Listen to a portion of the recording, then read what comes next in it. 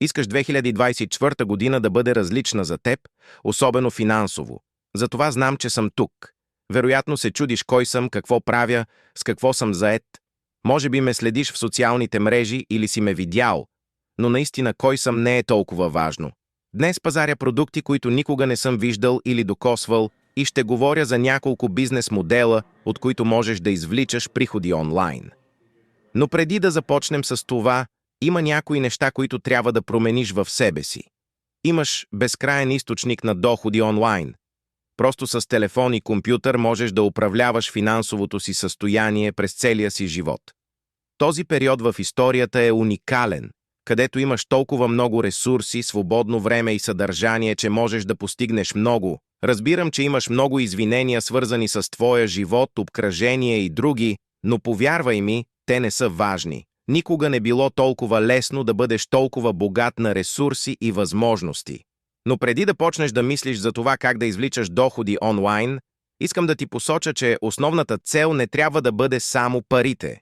Постави си въпроса защо, когато влизаш в държавни институции или бензиностанции, усещаш странна атмосфера. Това е заради хората там, които не са удовлетворени с живота си, които не обичат своите работи. Колко пари искаш да спечелиш, ако не си щастлив? Да, печеленето на пари е добро, управлението на финансите си и постигането на цели са добри, но парите не трябва да бъдат основната ти цел. Важно е да правиш неща, които обичаш и които те правят щастлив. Направи го. Дори ако това означава да направиш някои жертви.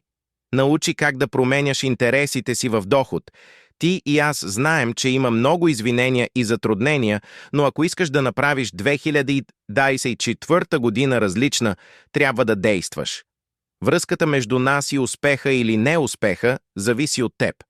Ако искаш нещо да се промени, трябва да започнеш да действаш и да се фокусираш върху положителните неща в живота. Възможно е да се зарадваш на нещата, които правиш, дори и да не печелиш пари. Аз разбирам, че имаш цяла гама от чувства и дни, когато не искаш да продължаваш, но това е нормално. Ако всичко беше лесно, нямаше да има значение в успеха. Не се бой от усилията и трудностите, които може да срещнеш по пътя. Направи си смислен живот, направи нещо, в което ти е удоволствие и не забравяй, че парите са само средство, не целта. Сега има много възможности за онлайн приходи. Разгледай линка в описанието за основни идеи. Да, занимаваме се с електронна търговия и дропшипинг, но не те кацай само в това, а направи нещо, което те прави щастлив. Промени вижданията си за живота, спри се от безплодни ежедневни дейности и се фокусирай върху нещата, които наистина те интересуват.